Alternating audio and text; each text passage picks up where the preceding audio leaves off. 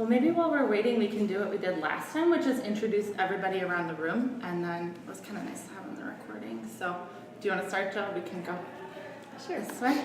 I'm Jill. I'm a theater blogger. I have a blog called Cherry and Spoon. I'm Laura, also a blogger, Twin Cities Stages. I'm also Laura, and I write in Girls Who Cities. All of the Laura. I'm Kayla, and I'm an MFA student in Oxford's playwriting program. I'm Michelle. I'm Rachel's We were doing introductions just while we wait to see if anyone else comes. So, do you want it's just running around. No worries. You can see if anybody's Oh, okay. wandering around the building. Oh, that's just running around. Yeah. I'm Julie. I write for Minnesota Theater Lab. Sweet. I'm Rachel. I'm the marketing manager at Park Square. Thank you for hosting. The signs were great. Park on a Monday. Yeah, the signs were good. Signs were great. And parking is better on Mondays. Parking is actually. So that was Yeah. awesome. It's just been, So now you have to pay after 4. I was like, man. Gunyou Halaas, there's just more and more events and having the holidays and the skating and Bryce Park. It's really Great Water's closed. It's always closed on Mondays. Oh, is it? As in Cooper. Yep.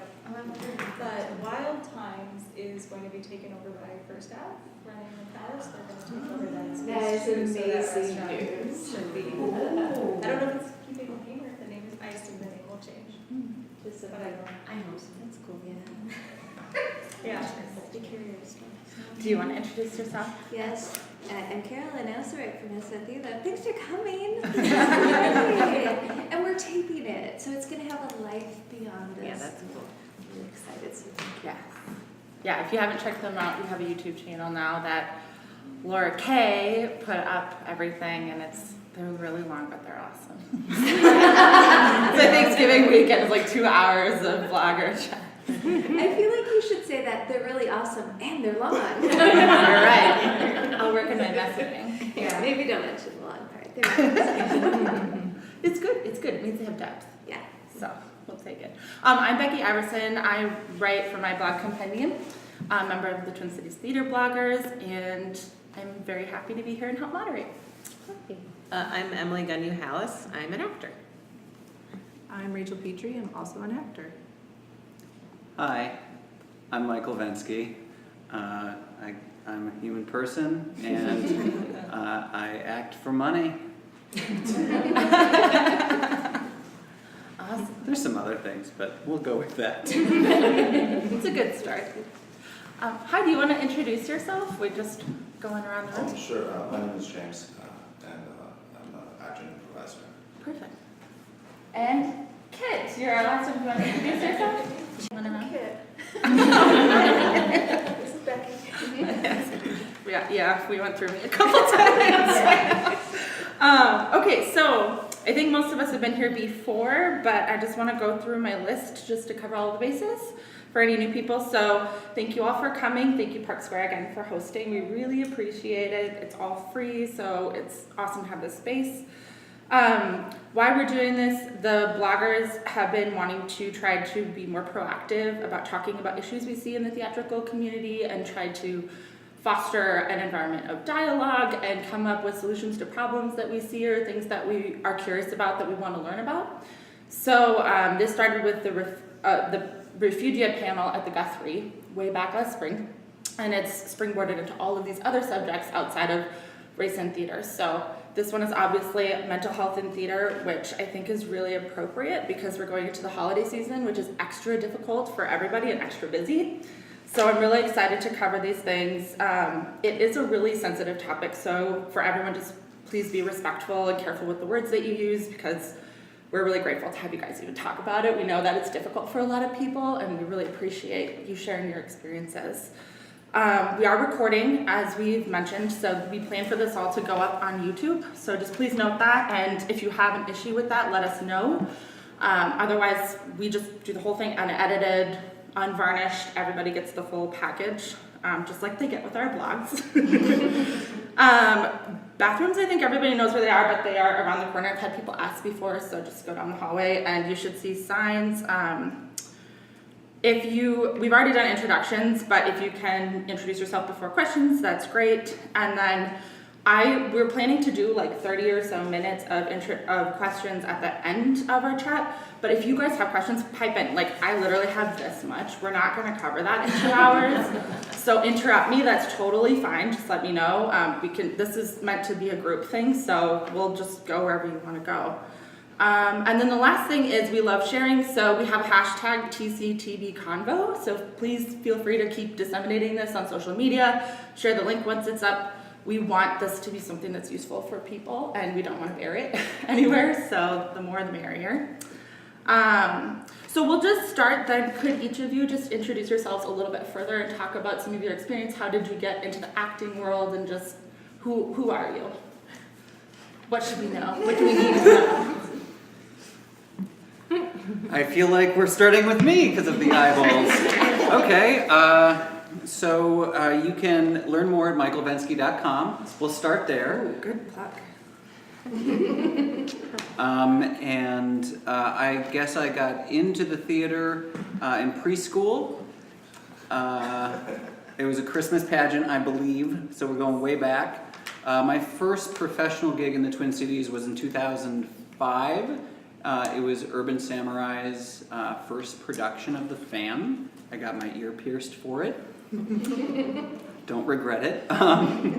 And since that time, I worked with the Barbara Schneider Foundation since about 2010, teaching first responders de-escalation skills for people in crisis. So essentially, like someone's having like the worst day of their life, how to de-escalate that scenario without going hands-on or use of force.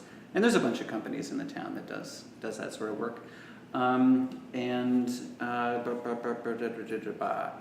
Also, I taught in China for 3 years, so I was away between 2012 and 2015, and kind of gig around town, doing commercial work as needed or as cast, and I also officiate weddings. Yeah. Okay, I also, started acting when I was a kid, so got into it when I was really young and have done like theater and music and all other kinds of art. I don't know, you name it, I've probably tried it, and if I haven't, I probably will at some point. I was I was a member of Four Humors Theater for a few years, if you know Four Humors. I went to school with all of them at the U. So that's kind of how I started out, like professionally in town, and then I've worked with other like smaller theater companies around town for the past 10 years or so.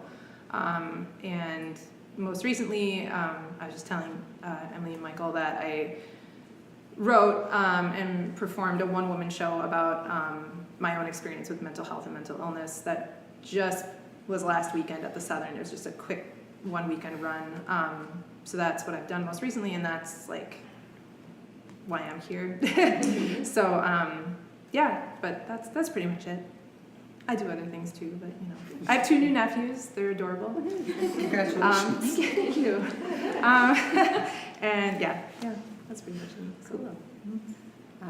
I'm Emily Gunyou Halaas, and I also started acting as a kid. I grew up in Minneapolis and went to South High School, which had and has a pretty professional theater program for a high school. I lived in New York for 5 years. I was a performing apprentice for the Children's Theater Company before that.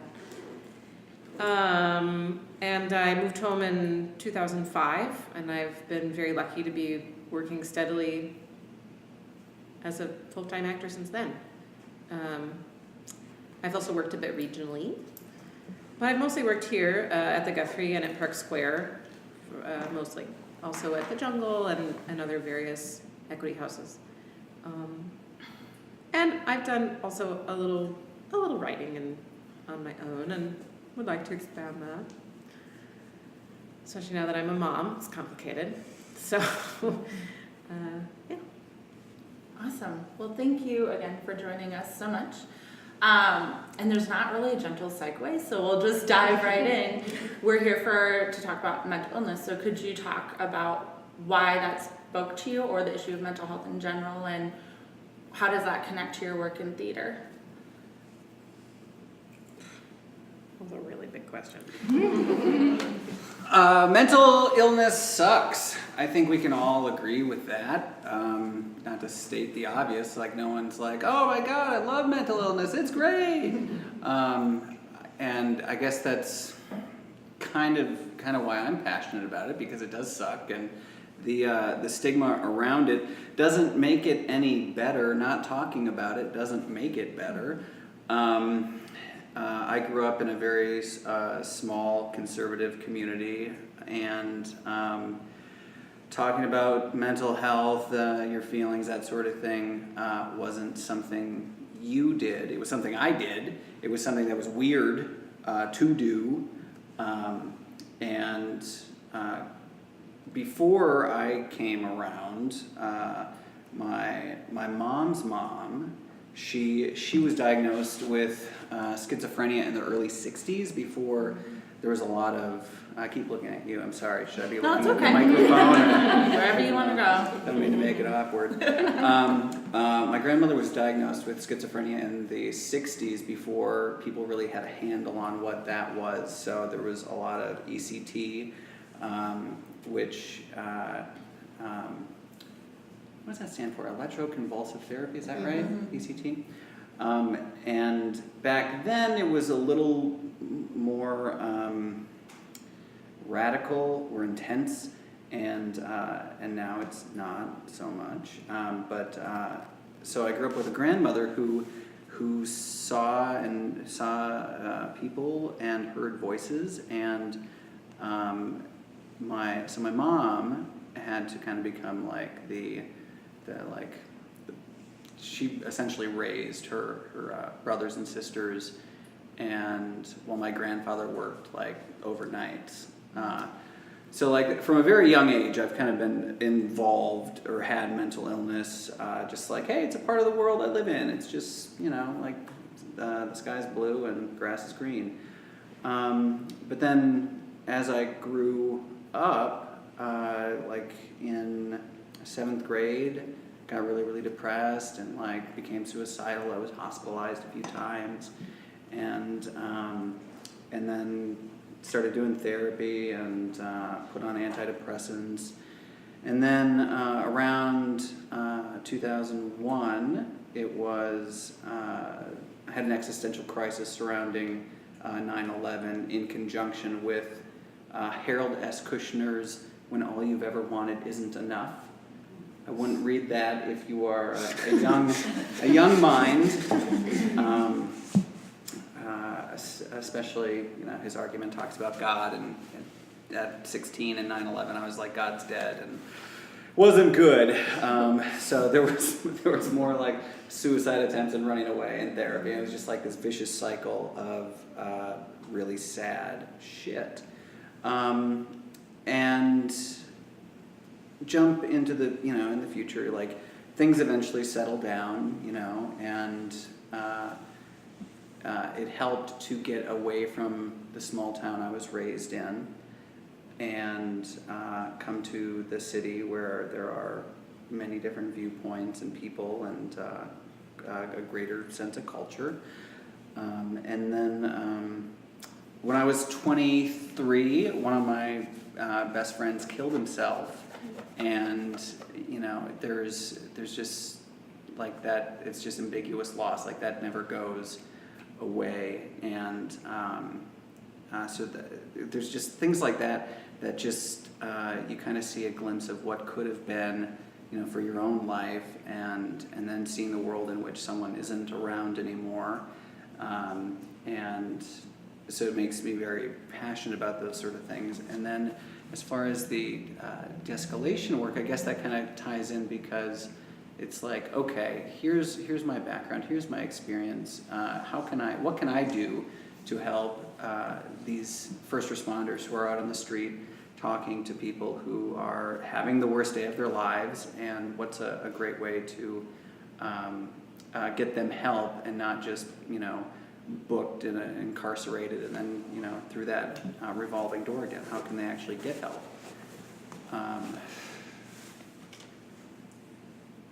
And then I went to China and came back, and when I came back after 3 years of living abroad, I had a lot of anxiety about living in this country again, primarily because I could understand the language, and because I didn't know a lot of Mandarin while I was abroad, it became almost like white noise, which was very comforting to me. Like, imagine like being in the womb again, and then you come back here and you can hear everybody's words, and that was there was a lot of anxiety and some PTSD about that, and so that's some of my experience with mental illness. Thank you for sitting with me. I appreciate it. All right, Tag, you're it. So my personal experience with it, well, it runs on both sides of my family. There's depression, anxiety, bipolar disorder. Lots of people on both sides of my family have mental illness. I didn't really, if I think about it, when I was younger, I maybe experienced some depression in the summers, probably around August, before you go back to school. I kind of, I was never diagnosed at a young age, but looking back, I think that's what I was feeling, or that's what I was experiencing, with the change of season. But beginning of college, I was diagnosed with depression and put on antidepressants for the first time. And then in 2004, I had a manic episode, which actually started from being on prednisone, because I had this allergic reaction, and then I was put on a bunch of prednisone, which my doctor was like, now prednisone can make you manic, so if this happens, let me know. And it happened, and I was hospitalized. And when I was hospitalized, I was thinking it's from the prednisone, but the doctor that I saw at the time was like, no, you have manic depressive, which, by the way, they called it manic depressive disorder then, we're calling it bipolar now. That's one thing that they keep changing the terms, right? What do we call things? Anyway, so that's what she said at that point. She said, no, you're manic depressive. And then, so that happened, and then 9 years passed, and I was without any manic episodes. I was maybe a little depressed, but I also didn't know if I actually had bipolar disorder or not, because I thought it might have just been from the prednisone initially. Right, 'cause then they never know. Yeah, so I was like, because it's a long story, but I had put on all these medications, and I went off them because I couldn't afford them. And when I went off them, I felt like me again, and I felt fine for a while. Like I said, 9 years, with a little depression in there, nothing too severe. And then in 2013, I became manic again, but that time it was like there was no prednisone. It was like I was burning the candle at both ends. I was, in a bunch of shows. I wasn't sleeping. I was, doing that kind of thing started to happen. So then when that happened, then I realized, this is a thing. My own brain chemistry is wacky right now, and there was no other drug in my system that made it that way. So then from 2013 on, I found a therapist that's really awesome and a doctor that's really awesome, and, I have been seeing them for the past 4 years. So I've learned a lot in the past 4 years about my own mental illness and my own triggers and how to take care of myself so that, so that I can hopefully not be depressed or manic again. I have been depressed since then, and I have been slightly manic, but in a way that I can tell it's happening. My sleep's starting to get weird, or, I'm starting to talk really fast, or I have a lot of thoughts and I can't write fast enough. But knowing it now, I can kind of get on top of it and take care of it before I go out of control and have to be hospitalized again.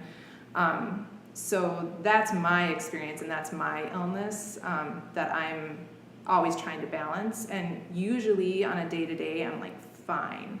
But with the change in season, I got to get my light box out, and sit in that in front of the morning for 15 minutes to try and make it so I don't get depressed over the winter months. And yeah, and it's the challenge for me.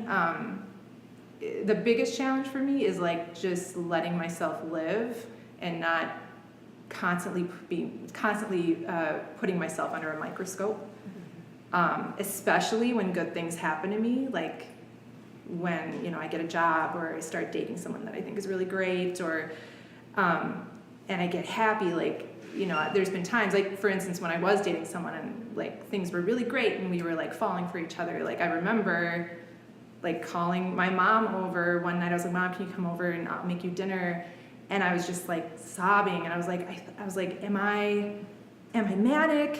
Am I going crazy? Because I feel like, I mean, so if you know what that head over heels, falling in love feeling is, that's a lot what mania feels like. So not being able to tell the difference between just a normal life happening that's, like, wonderful and great, and am I losing my mind and trying to, like, keep a hold on it? Like, and so my challenge is just letting myself live and experience all the things that you can experience without constantly asking myself, like, is this a normal feeling to have?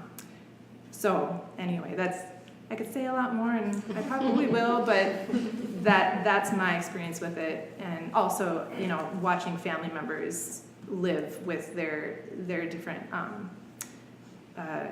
illnesses too, and, you know, seeing what that is and trying to be there for them and help them through that and understand where they're coming from too. So yeah, so it's also been in my life too for a long time, just like Michael's. So.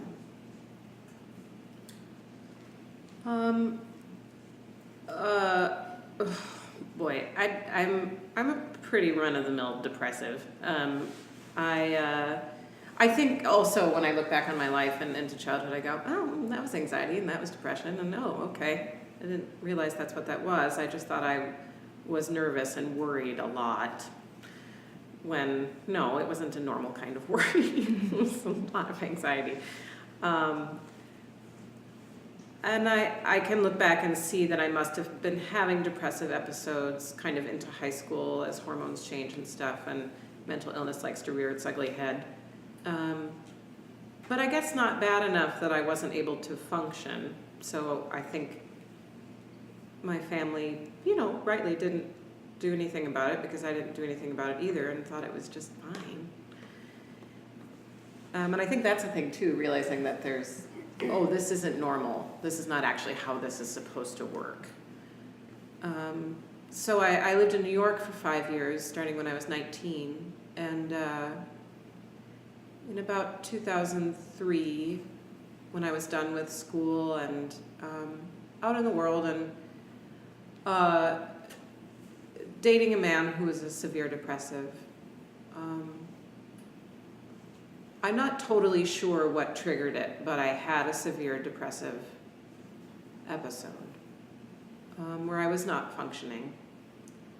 And I'm extremely lucky that I grew up with a very open-minded family and open-minded friends and, you know, have money, so that my parents are divorced, but they have always agreed on how to take care of my sister and I, which is amazing. And so my dad sent my mom to take care of me because that's what I wanted.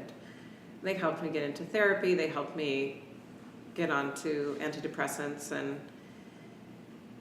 I got better and things improved, and I didn't stay in New York for a whole lot longer after that. But I remember at the time refusing to move home just because of this. Because I didn't want it to be about New York, because I knew that's not what it was. And I didn't want to retreat just because this happened in New York. I'm sure New York didn't help. But I think there are a great many things that did help there. A lot of art, a lot of people.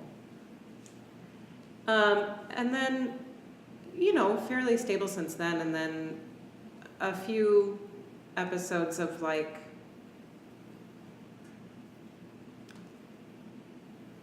just being not charmed by it anymore. Because I think at the time, because I was like 21, it's like, well, this is a thing and I'm learning about it, and being in therapy is can be, I think, very thrilling and painful and helpful, and I would get into these places, even in my professional life, where I couldn't I remember calling my husband once on the way to rehearsal. I was waiting for the bus and I was like, I can't get on this bus. I can't go to rehearsal. I can't do this. And this is all I've ever wanted with my life. And I just was terrified. And he talked me into doing it, and I went to rehearsal and it was okay. But I'm fairly open about my brain. I don't think I talked to anyone at rehearsal about what was happening with me, but things went on from there. And I just remember that show, I would just weep before I had to come and do it. And it was a funny show. There was nothing triggering in it. But I just was in this state where it was too much for me to handle. And I didn't get very good reviews for it. And, it was a thing. Clearly something was happening. But I just remember that very strongly, feeling like this is not cute anymore. This is not interesting.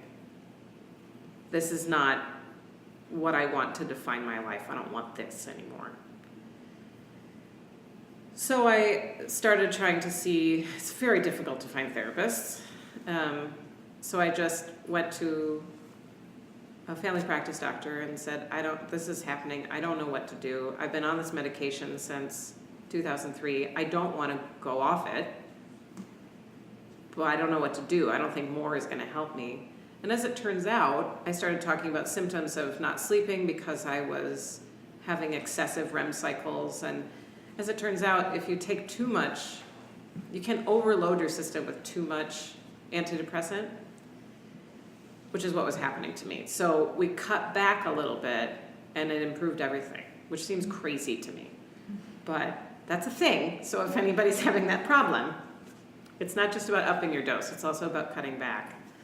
And that helped greatly. And then the next depressive episode, I guess, would be a couple of years ago after my son was born.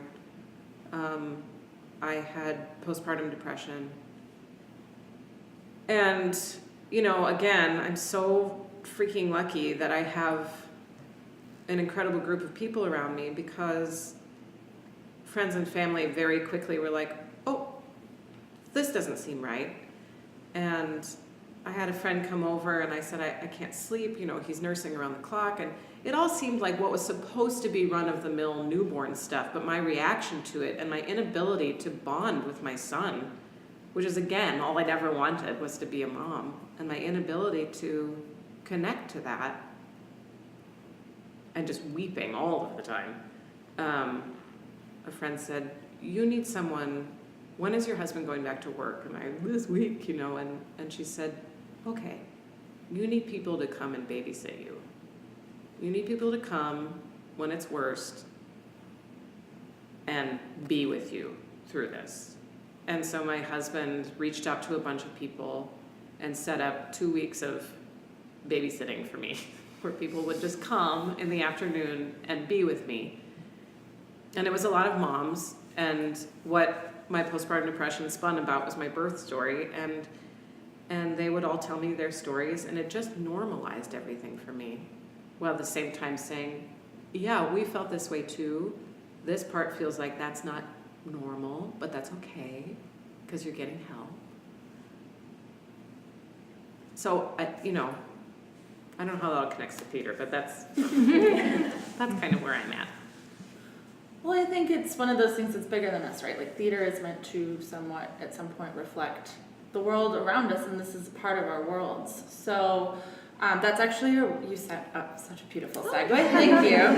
I wanted to ask, specifically, now that we have some background, just in what way has your mental health state shaped your artistic perspective as well as your ambitions? Has it affected what you think is possible or capable of for you?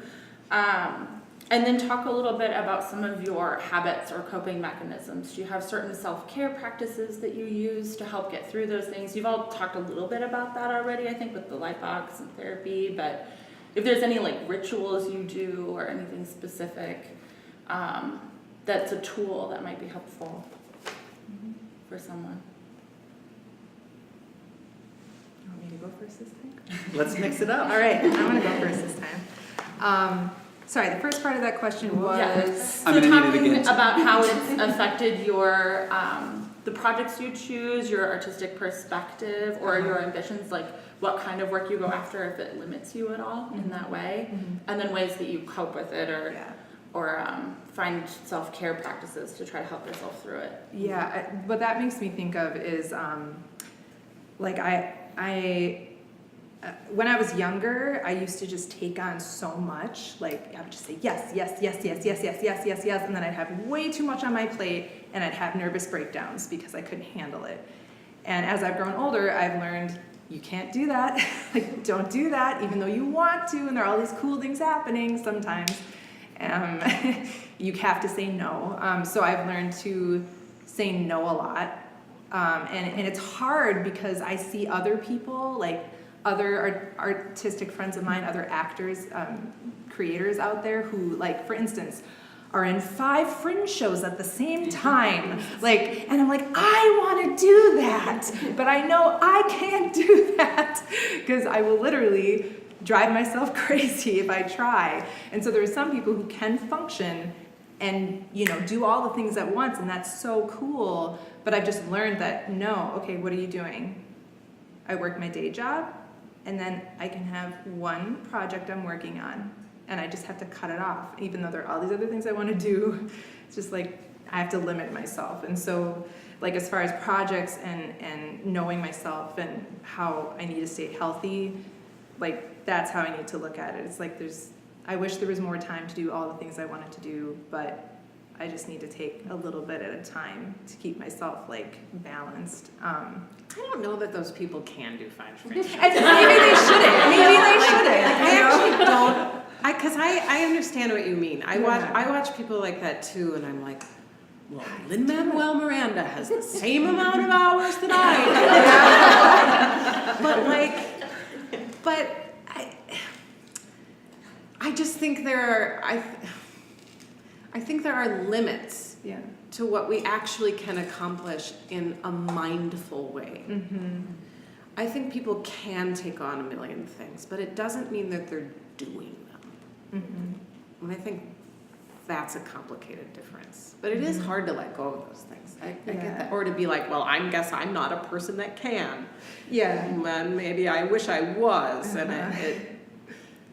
But I don't know. I don't know how healthy that is for anybody. Yeah, and maybe it isn't, you know. And it's all that just, you know, looking at someone from the outside and, Totally. you know, like how we all do with everyone. It's just, Comparing wow, yourself. they've got it together. Yeah. And nobody has it together. But yeah, and then the second, Self-care. Self-care. What kind of things do you do? That's a good example of saying Yeah. no. That's great. Yeah. I think, for me, like I said before, like, sleep is the first thing to go. For someone who has bipolar, that will, at least if you're gonna spiral into mania. So sleep is like the number one thing I keep an eye on and make sure that I'm getting enough sleep, or I'm getting good sleep. That's the other thing is, like, I don't drink. I never drank that much to begin with, that much alcohol, but I definitely don't drink much now. It's rare that I do because I've learned from my doctor that when you drink alcohol, you actually don't get good sleep because you don't get into REM. Mm-hmm. So, you know, people can drink and be like, oh, I passed out. Oh, I got sleep. And it's like, no, you actually didn't really sleep well at all. So I stay away from that personally. For the most part, just because I don't want my sleep to get weird.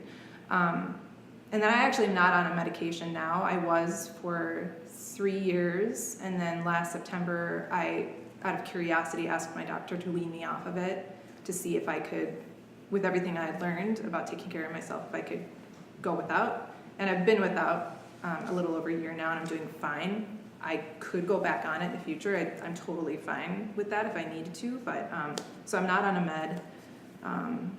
But yeah, I mean, I have a whole list, like, try and, like, get out and move, socialize, be around people, like you said, having people to come and be with you. And I'm, like, I think I mentioned before, maybe I'm an introvert, so so I don't always feel the need to have people around me, but reminding myself that you need to like get out and connect and I don't know, yeah, just making time for the things that I love and spending time with people I care about, and yeah, I could go on, but those are just a few things that I pay attention to. Yeah. So Maybe you could share your list in the Facebook event. I will actually, because I just did this show that I wrote and performed, one woman show about my experience with all of this. It was about my story. And I had a list in it of like 14 things, and some of those things were on the list, and there's some other things too about ways to stay healthy and balanced, and so that was part of my show. And actually, one of my friends just messaged me today and said, "Hey, could you share or publish that list?" And I've had other people ask me too, so I was like, I just shared it today on Facebook, and people were like, "Yeah," and then they're adding their own things to it, and which is like the whole point that I wanted to do that show, was to get people talking about it and like helping each other and to get a dialogue going. So yeah, so I can do that later. Yeah, God, that thing of self-care is so hard. So I feel like, I'm just going to say it a lot, but I feel like there is my world before my son and after. And things look very different now in terms of how I take care of myself. Meaning, like, I don't know, feels like there are not enough minutes in the day to take care of myself. My husband and I always joke that, like, we'll make him like quinoa with kale and sweet potatoes, and we will eat a frozen pizza. Because it's just what happens, and I just have found a great therapist. So just to say, like, it is possible. And the way that I found a therapist was looking for recommendations on Facebook, because if people have a good therapist, they will share that with you. And it's very helpful. And one of the things I'm trying to figure out is self-care. How do I do this? And part of a challenge that I face is auditions and rejection, because that is part of this. And it has to be. It's the way that it works. There are not enough roles for all the people. And that can be heartbreaking from both sides of the table. And I know that because I've sat on the other side of the table too. And no matter how much you love someone, you can't force them into a role that they aren't going to fit in for whatever reason. There are a million reasons that have zero to do with talent. But it's heartbreaking. It is heartbreaking because this business requires actors to go into a room, be extremely vulnerable and personal. Otherwise, you can't show the work that you need to show to say, I'm the best one for this job. And then to take the result utterly unpersonally, because it's not personal. And the push and pull and the complementarity of those two things is at times impossible to understand. Maybe always impossible to understand. But to try to make peace with, I think, is kind of part of the job too. And I'm trying to figure out how to do that kind of all the time. And the self-care surrounding that. And because, man, all the bubble baths in the world aren't going to fix that shit. And all of the yoga and the journaling is just not going to. And so really trying to figure out actively what self-care looks like, what that model is for me, is very hard. And I think it maybe has always been hard for me because I am a person that takes care of other people before I take care of myself, which I think a lot of people are. And I was just reading this great article in Time magazine called The Goddess Myth, about the perfection that is expected in motherhood by ourselves, by other mothers, by society, and the impossibility of that. Because you're not making a project that you have control over. You've created a human being with their own will that you cannot control, which is beautiful and heartbreaking, and is weirdly like trying to get a job for your passion. because you cannot control the results, because you are trying to collaborate with another fallible human that you can't control. And the results of that can be heartbreaking or can be beautiful or whatever they are. And man, I can shower twice a week at this rate. Like I'm trying to figure out how to do that. I do know that when I had postpartum depression, something that did help me, something that Anna King said, who's an actor and director and fight choreographer in town, she said something that helped her was making sure she took a shower every day and putting on lipstick. And I just loved that because that was such a beautiful model of her self-care for herself. So trying to do things like that, trying to take a shower every day and putting on clothes that aren't pajamas, even if they're a different version of pajamas. Yeah, I don't know, those are some things.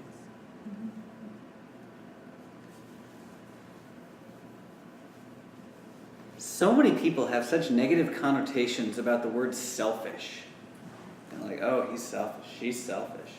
I kind of love the word selfish though when it comes to like your mental health, because you gotta be selfish. You know, if you can't take care of yourself, how are you gonna take care of anyone else? You gotta take care of number one. You gotta be your own number one.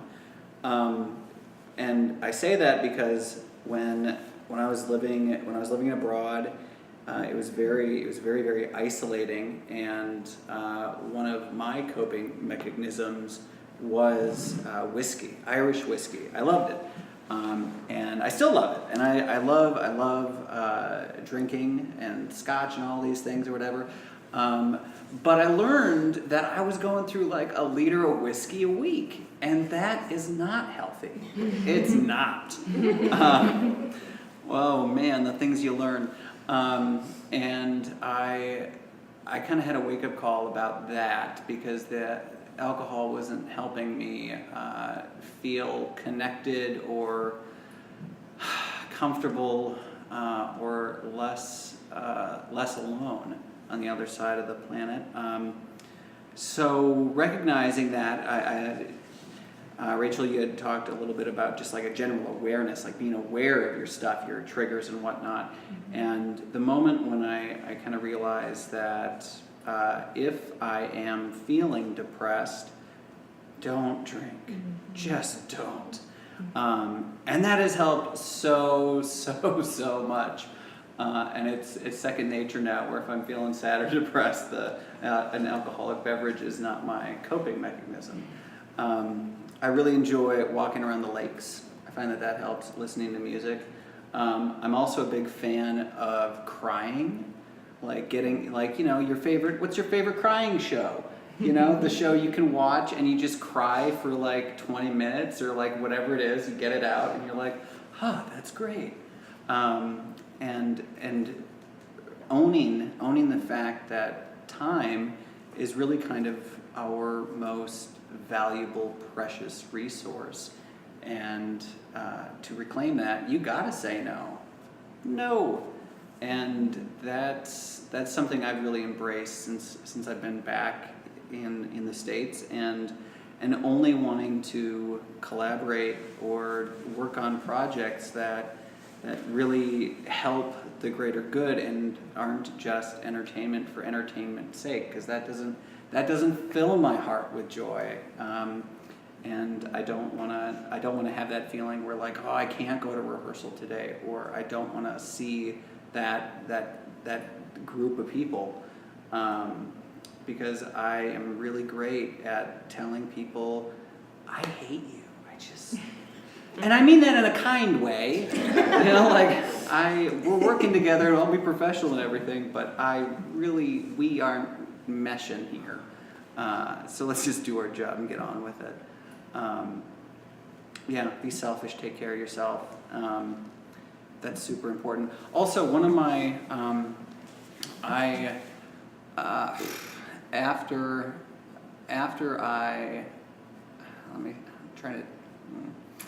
there are some things I can say and some things I cannot say by order of a court order. I can say I'm divorced, and I can't say anything else about her, but I do know what helped both of us, she and I, my ex-wife, was developing lists, like you were mentioning, lists of things that do help. So if watching funny videos on YouTube of like babies laughing brings you joy, do that. And if that's not working, go to the next thing. But it's just kind of a general awareness of where are you and what's going to help you, no matter what that is. So explore that. Were there any other parts to that question? No, I think that covers it. I think Okay. there was one more part, which was, what is your go-to crime movie? Oh. This is important. I've been giving a lot of thought lately, so I'd really like to know. Go-to crying movie. Yeah. I felt like we're going to have one Yeah. right there. Julie, what's yours? And if I remember. That's right. And if Yeah, I got to the point where I could just watch the last 10 minutes.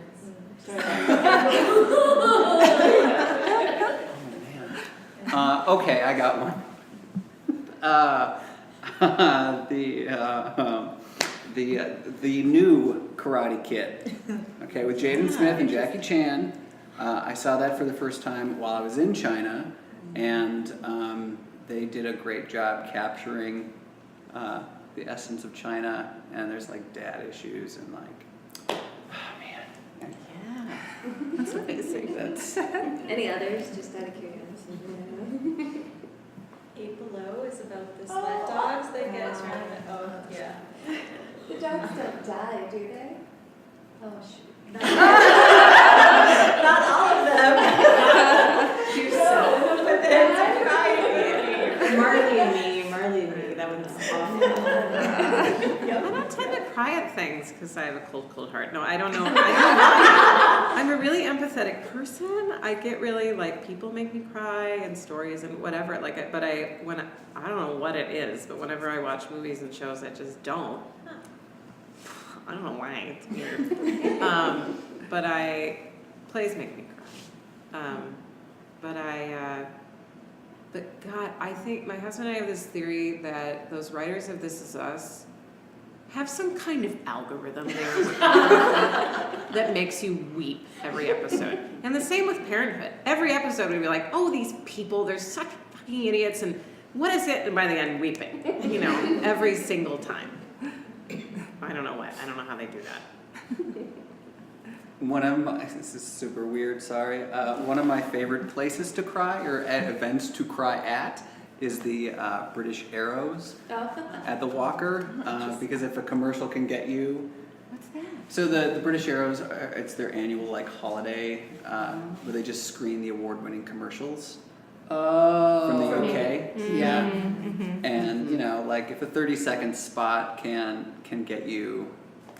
Commercial of the year a few years ago, T-Mobile's Welcome Home spot. I don't know if anyone sees it. It's on YouTube, but it gets me every time. That's a 2.5 minute cry for me. Yeah, my husband's that way. That's familial though. Everything makes them cry. It's great. Good question. It's really good.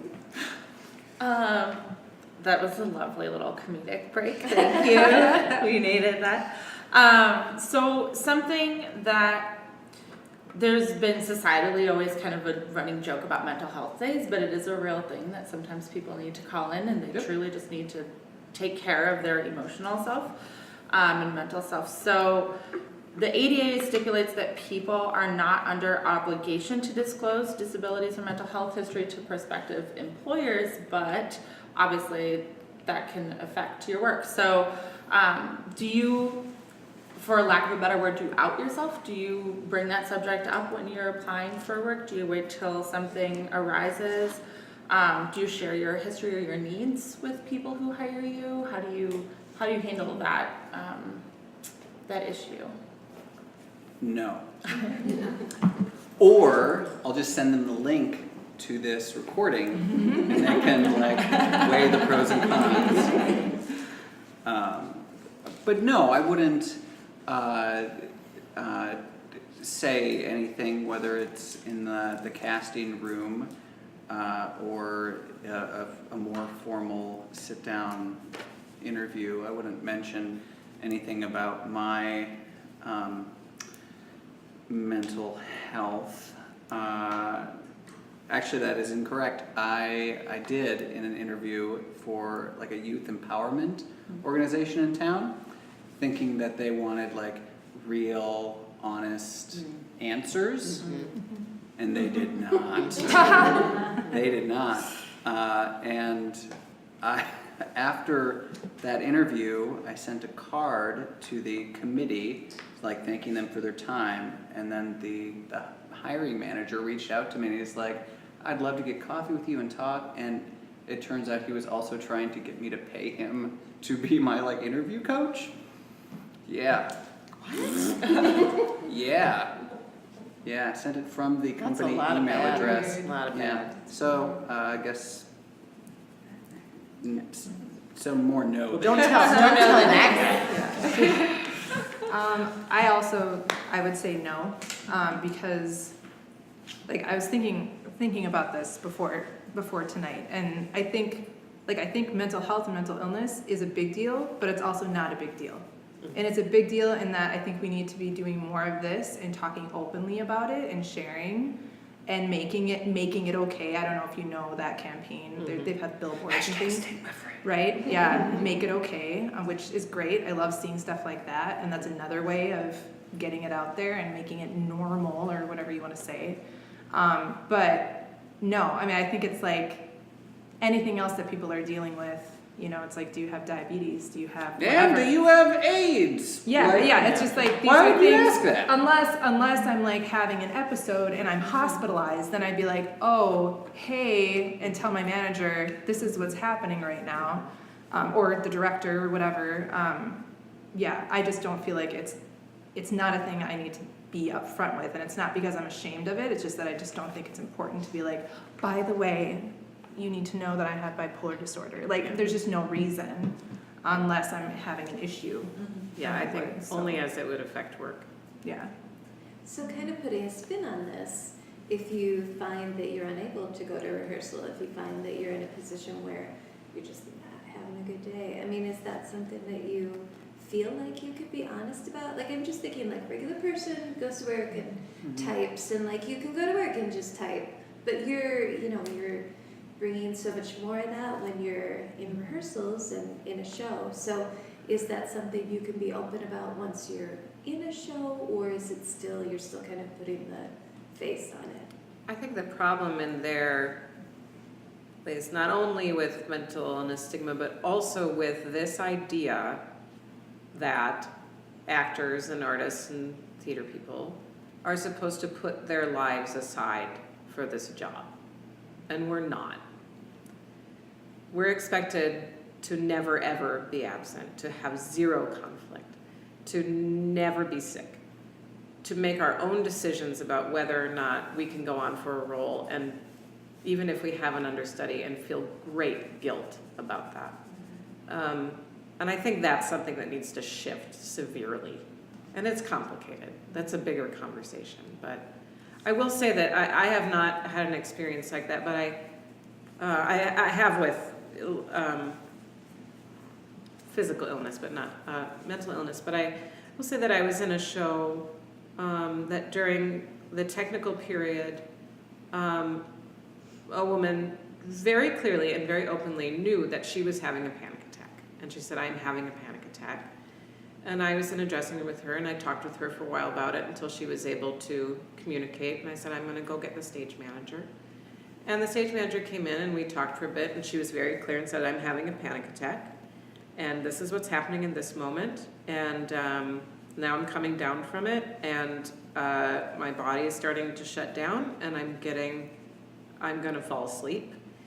And they were very, very kind and kept saying, what can we do? What do you need? And she was sort of hemming and hawing, and she said, I don't know what I can ask for.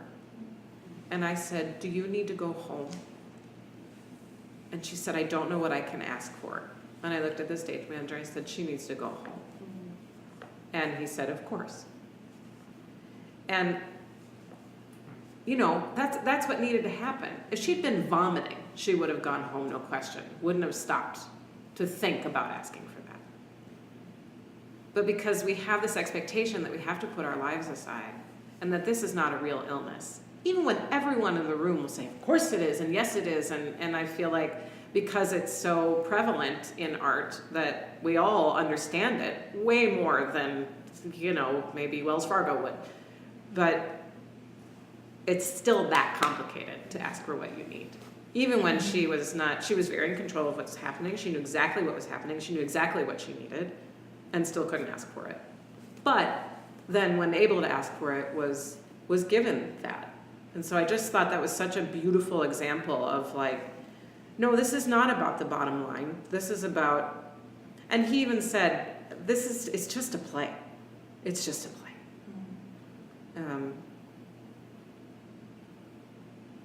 But it's a big theater, so it's not, there's a lot on the line. There's a lot of money on the line. There's a lot of whatever, but it's just a play. And she's a person, so. Good segue then into the next thing that I was wondering about. So have you been affected by the stigma? If this issue has come up, you've all been at least publicly enough that we found you. So have you been affected by the stigma surrounding mental health issues? And do you feel like there is a stigma prevalent in the theater community? And what are some ways that we can all work to help combat that if there is? I feel like the last time I had that manic episode in 2013, I was actually in Treasure Island at Theater in the Round at the time. And I was hospitalized, I was in urgent care one day, right before a performance, and then I was inpatient, between the weekends of performances. And the day that I went to urgent care, I knew I was manic, and I was talking to the doctor, and I was like, okay, I get it, I'm manic, I have to go. I don't have an understudy. This show is happening and I have to be there. They're not going to be able to figure this out. And he let me go, and I did the show manic, and then I went back to the hospital. But my whole point was it was amazing because I didn't have anything I needed. My contacts were at my house. I was this was not planned, and it was so I had all these people running around helping me get my stuff together, bringing it to the theater. I got to the theater, one of my castmates is cutting the hospital band off my arm as I'm putting the makeup on, and I'm doing the thing, and everyone's just around me and they're not asking questions, and I felt no judgment whatsoever. They were okay, honey, come on, let's go. Yep. And they helped me get in there, and it was in the split second, we started the show, and I just was man, if you're gonna have a mental illness, the theater community is the place to be. Because I don't know how many people I told what happened or what was going on with me. My directors definitely knew. Some of my castmates knew. I don't know. I mean, when I'm manic, I kind of don't have a filter. So I probably just announced it to the whole green room.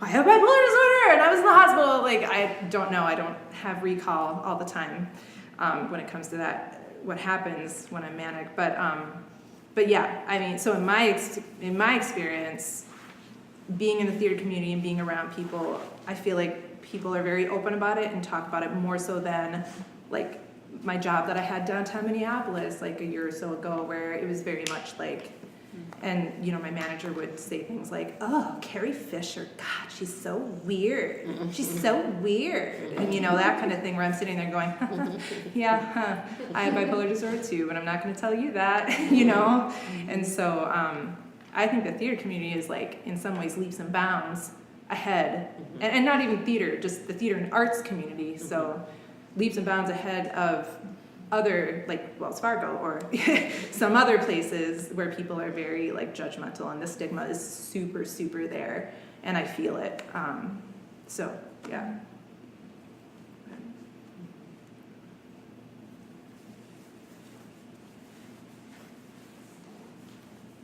Yeah, I'd agree.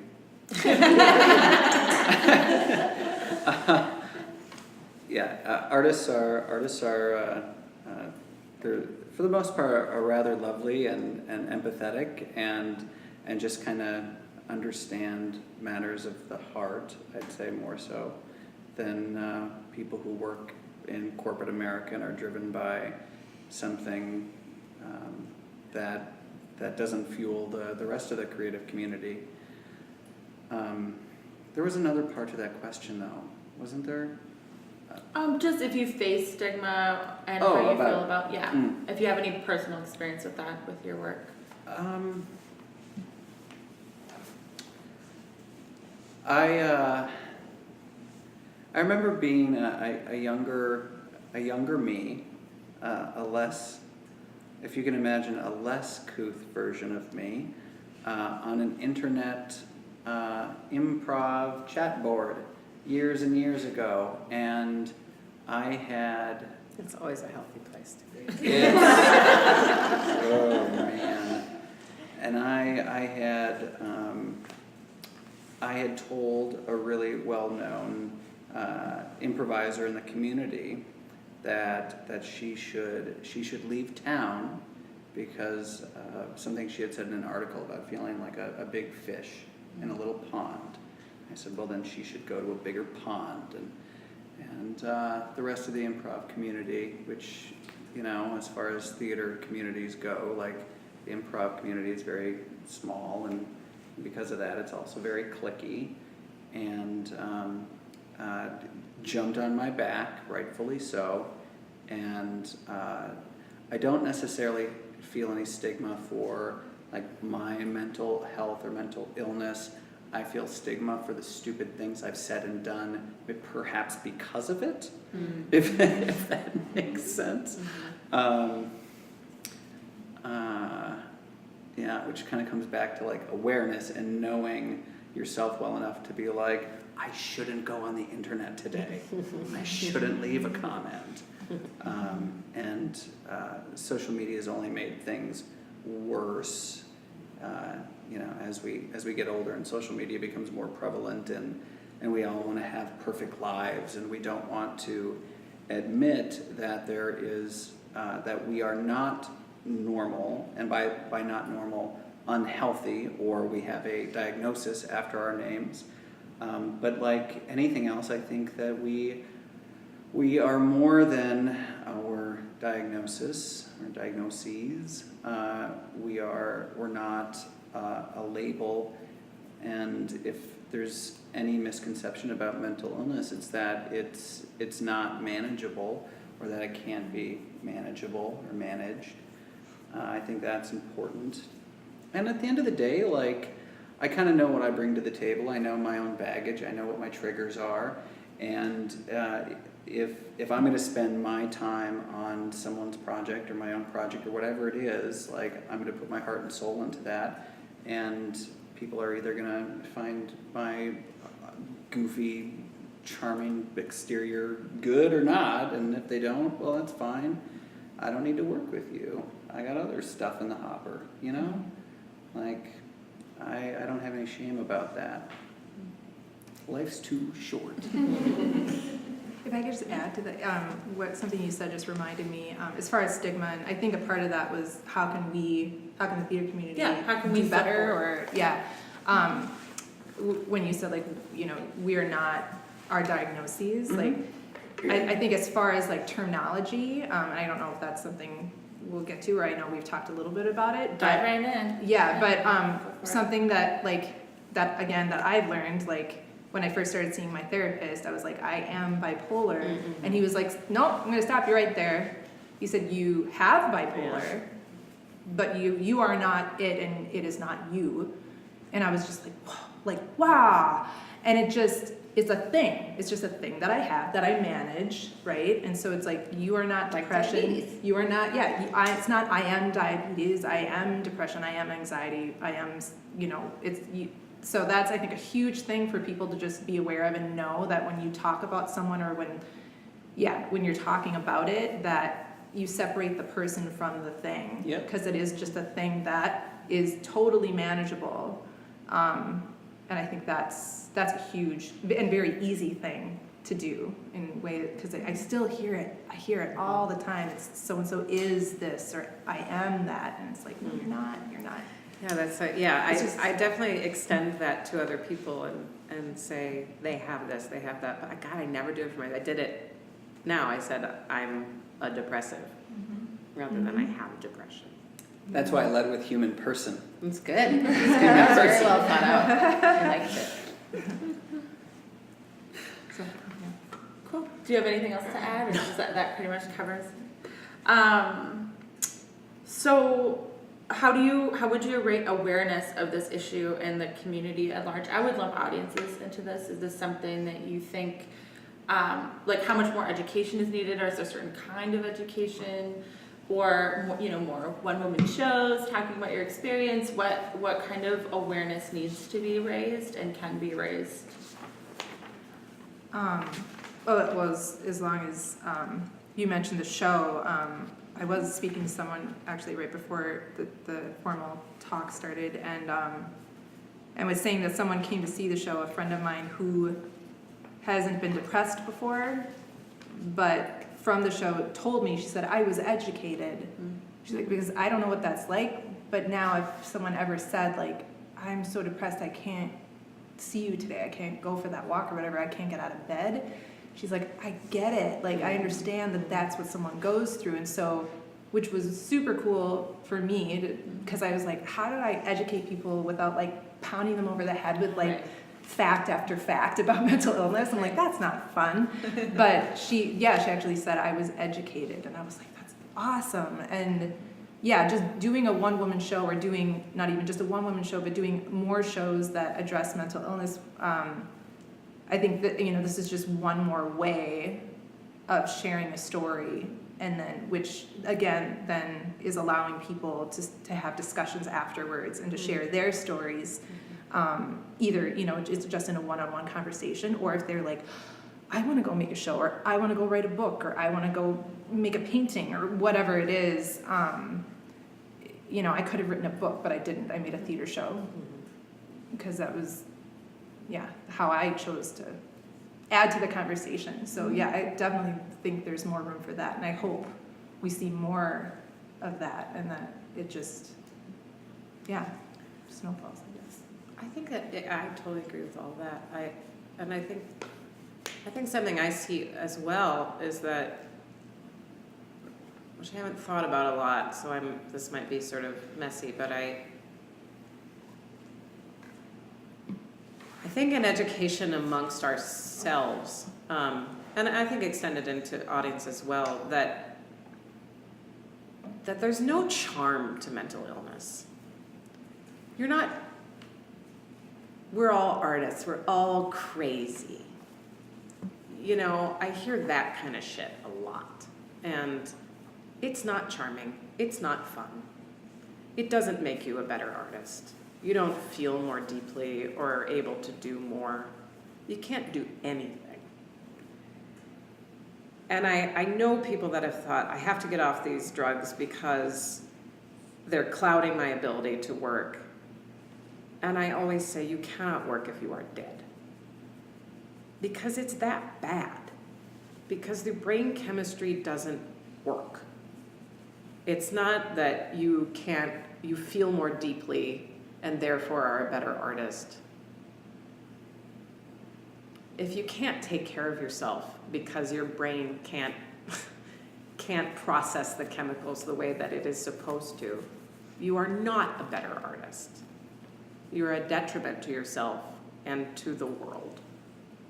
And I think that narrative is extremely dangerous. It happens a lot in acting school. People treat acting school like it's therapy. They go and go and go and open and open and open themselves, and bad teachers let them in an extremely unhealthy, extremely dangerous way. I watched people go quite literally insane in acting school in incredibly unhealthy ways, because they thought that's what was required of them to be a good artist. There's no charm in Van Gogh cutting off his ear. It's awful. It's awful. So that's what I think.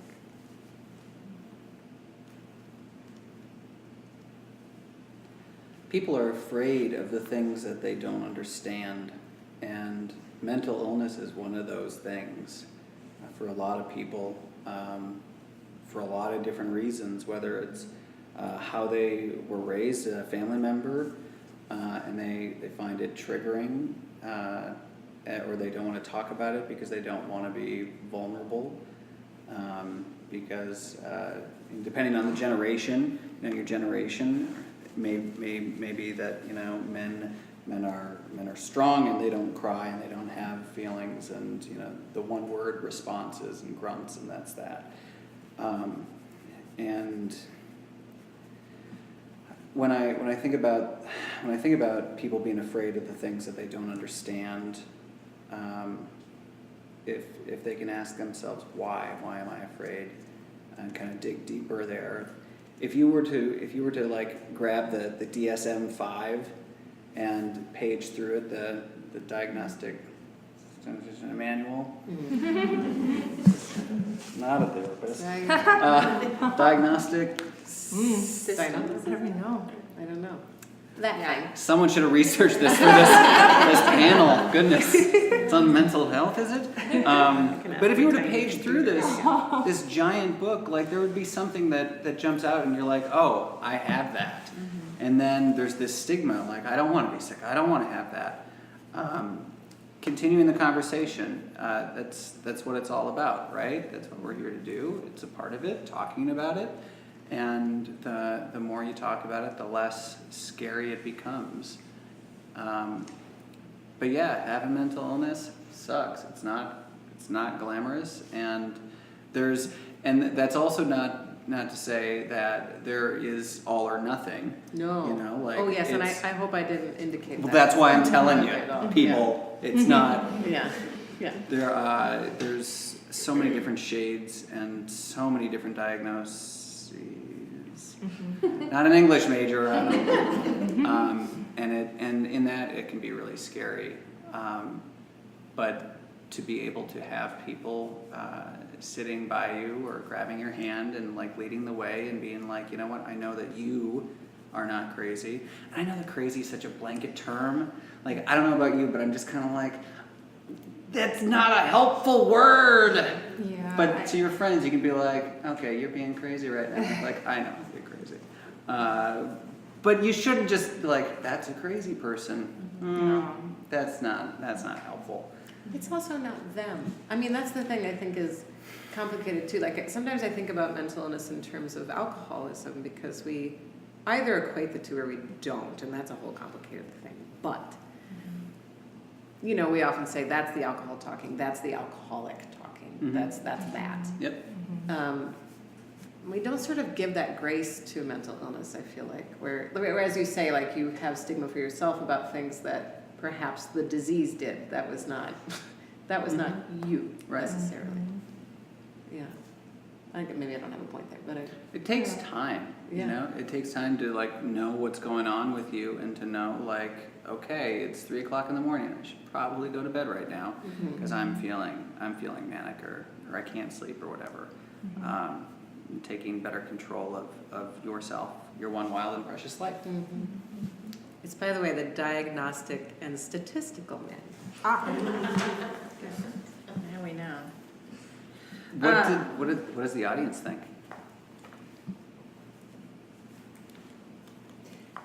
Actually, you just took a thought from my head, because I was just thinking, when it comes to alcoholism or drug addiction, like instantly we get that, we understand that, we forgive that, we want to help, and we can deal with it because it's very concrete and there's very sort of concrete solutions. But with mental illness, the problem is it's all very wishy-washy. It's all very individualized. Like how depression affects you is not the same way that depression affects somebody else. And a way of even though they go hand in hand, totally. Exactly, right. Yeah. We could get into the whole self-medication thing, and right, what you talked about how you started using alcohol when you were overseas. Yeah, of course, it all does go hand in hand. But it's so much easier to digest and to process. Say if somebody says, "Oh, they're an alcoholic," oh, yeah, okay, I get it. But if you say somebody's a manic depressive, what is that? And you actually, if I could piggyback on that, you bring up a good point, because I feel like even, like you say, like, alcoholism or drug addiction, those are things we recognize, and we're like, yes, okay. Even within, like, the mental illnesses that exist, I feel like there's a hierarchy where, you hear someone say, oh, I have depression or I have anxiety, And I feel like those two are two that people are a little bit more comfortable with, and they hear that and they go, oh, yes, yeah, okay, like they kind of understand that. And I think that's maybe because even if none of us have been diagnosed with depression or anxiety, we've all felt depressed or anxious before, right? Right. Just in a I mean, it's hard to, Yeah. I don't know, regular, normal sense, you know what I'm saying? But then you say, yeah, manic depressive or bipolar disorder, what is that? Or schizophrenia, and you're like, ooh, untenable. I don't know about that. And then I think it also doesn't help that I feel like anytime or not anytime, but a lot of the time, especially recently, when we hear about mental illness or mental health in the news, it's because someone just went and shot up a church or a school or a concert.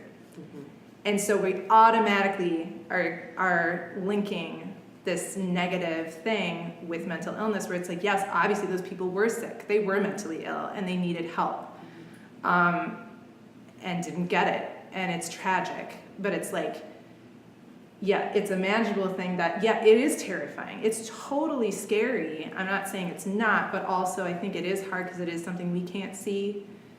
It's hard to understand, but that so many people are living with it, and that it is a manageable thing that doesn't have to be scary, even though it can be. Just kind of that level of comfort with the different terms, the different kinds of, is I think something to work on understanding better or finding out more about it. And also that's interesting about what's palatable to us, right?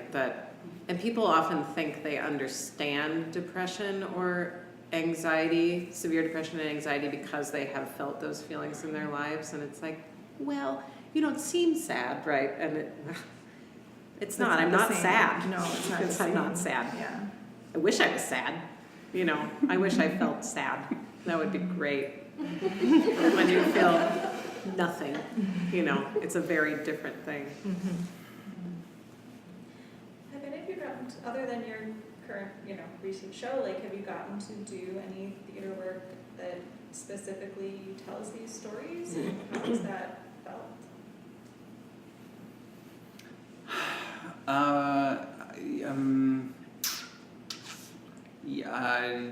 Yes and no. I have been working since 2012 on a one-person show about, not necessarily about depression, but about my time and experience in China, the show's gone through like 37 different versions.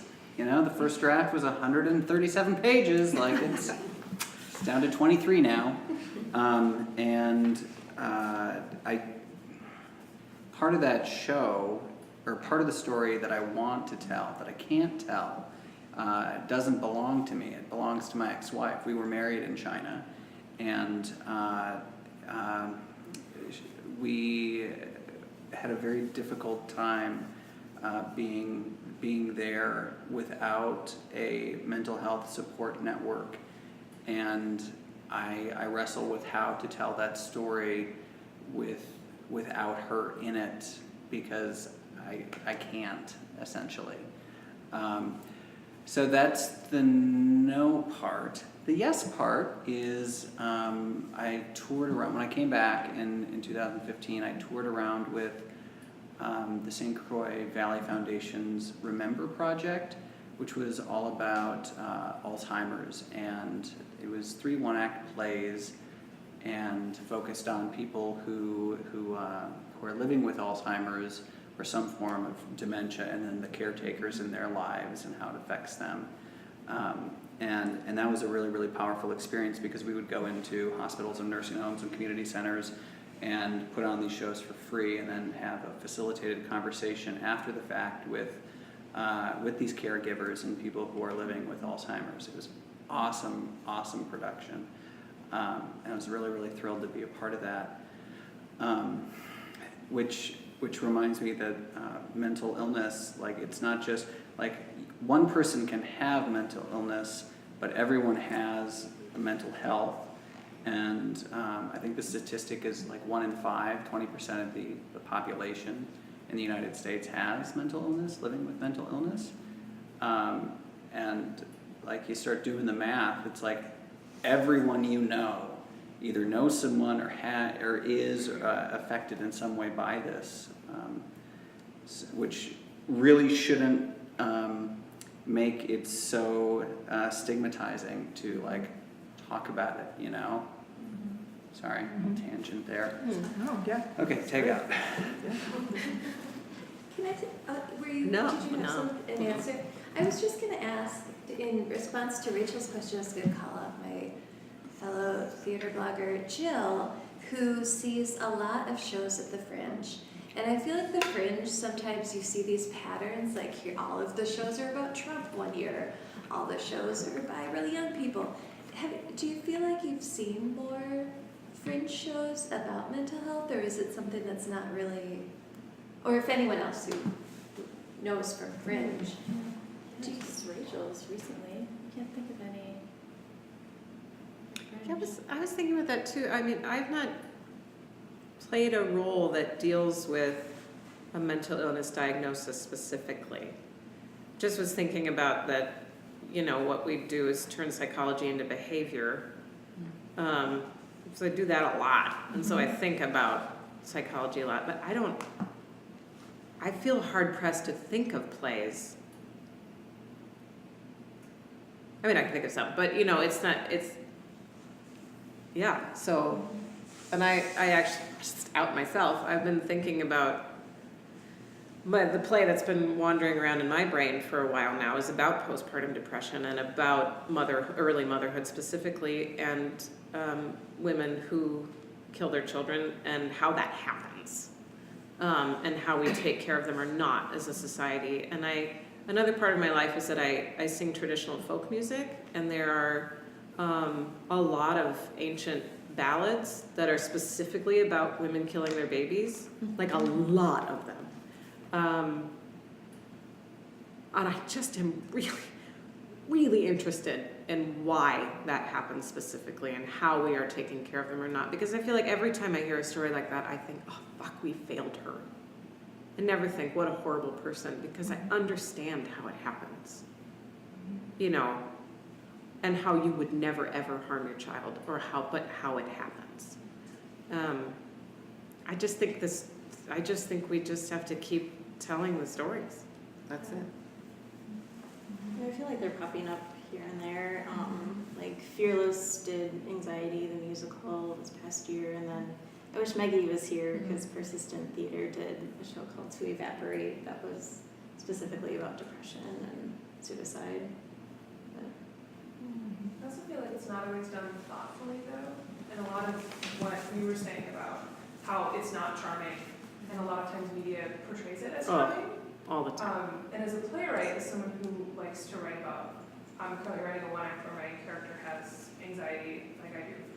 And I'm curious, all of you, if there's tropes or other things that you see about mental illness in characters in media, maybe in general, or especially in theater, that you're sick of and you want to make sure that we don't perpetuate those. Yeah. Well, I think I talked a little bit about The Crazy Artist. I'm very tired of that. I think, like as far as what I was trying to do with my show, it was really difficult because it's difficult subject matter, right? Or it's heavy subject matter, but it was like, how do I tell this story, but tell it in an interesting way and in a way that people can relate to it, even if you don't have bipolar disorder. And like I feel like usually when we see characters that have a mental illness, they're kind of like in the thick of it, and so you're only experiencing their mania or their anxiety or their depression or whatever it is, or their schizophrenia. Like I just watched A Beautiful Mind the other day with my family. I was like, I've never seen this movie. I'd seen bits and pieces of it, but a great movie, and you saw a lot of what was happening with him in that movie. But anyway, so kind of with my show, I was telling my story, but I wanted to kind of have people see like the everyday me as I was telling it. So that's what I would like to see. Like, I would like to see more. I mean, totally, you can show what it's like to. I mean, and I did in my show. I showed what it was like to be manic for me, for my experience, and what it was like to be depressed, and what it was like to be suicidal, and like talked about all that, but in a way that was like this is just me, and I have this thing, and this is what this thing does to me. But also, here I am. This is just me. It's not the most interesting part of the story, anyway. It doesn't Right, have right. to be. Where it's not the It most doesn't have to dramatic, be. right? Yeah. Right, and yeah, I don't know. I don't know if that's. I think that's my full thought. Yeah, that's. But, I yeah. was in this show at the Jungle called The Switch that was about marriage equality, and a big feedback we heard was that people were so thrilled to see a play about gay men that was not about AIDS and not about coming out. It just that I think that's the thing too. Like, how fabulous would it be to see a play about mental illness that is not about death or about, you know. Have you seen Love on Netflix? You love Love? I love and hate it. Like, Yeah. anyway, Yeah. but that's a whole thing. The female protagonist lead, Gillian Jacobs, she has a whole lot going on, and I think that the thing that I really love about it is she's not always the most likable character, and I think that if you have a show where it's like, okay, this person has mental illness and that's all that they are, that's not very real. You know, people aren't just this one thing, and if you can have a show or a production, a role, whatever, and be able to bring all this real raw energy to it, and show someone as an actual person in time, that, you know, maybe they're fine one moment and then they're triggered by something the next, and, you know, it almost kind of becomes a puzzle, or at least, you know, for me it kind of does. Like, what was that inciting incident? What was that trigger, and how can we avoid it next time? How can I avoid it next time? Those sort of things. It makes it easier to watch that stuff. If there's bad stuff out there, I mean, you kind of know it in your gut or in your mind or heart or whatever, and you're like, this is bad, and this is why, and I don't like it, and they could have done this better, and they could have made a better choice. It's out there now. Like, well, on to the next. And maybe some of that comes from not being, or being afraid to go to like a really raw, dark place, and playing something, or to be honest, in a way that's going to make people uncomfortable, because mental illness does make people uncomfortable. And that's when I was doing de-escalation work. And do either of you do that? I don't. No, I've done standardized patient work, but it scares me, the de-escalation work. It scares me. I don't know that I could do it. Yeah, I broke my hand doing it in jail, which is like my highest acting honor, I feel. Committing to character and losing your damn mind, you know, because that's kind of what happens. You get into those scenarios and you're playing it as real as possible for the people who have guns and, you know, mace and everything, who have the ability to essentially end someone's life if you're not listening. And if you're curious about seeing some of that, I would definitely like do a ride along, or you should do a ride along, you know, and just sit in the room and take notes, because it's some of the realest, rawest, most emotional acting you'll probably ever see, like, for real. And that's something we should put on stage. Like, seriously, get a group of cops I didn't who've never honestly know done that it. existed until you started Like, talking about it. So. Because you would be amazed at the kind of stuff that happens in the room, and it's all improvised. There's no script. You get a scenario and your diagnosis, and kind of what's been happening, but it's really powerful stuff. Yeah. Who else has questions? We'll just keep going if you've got more. I have more too, but feel free to dive in. Anybody? I had a question that came out of Rachel's show. So there's a part where you're in the severe mania and you're talking about the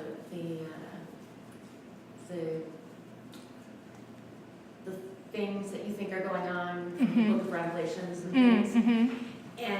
And watching that, I was like, oh, that's hilarious. And then I'm like, holy crap, that's some serious stuff. Like, at what point do you know, is it funny? Is it not funny? I felt weird. I was like, that's really funny, and I want to laugh, and then, oh God, But should I?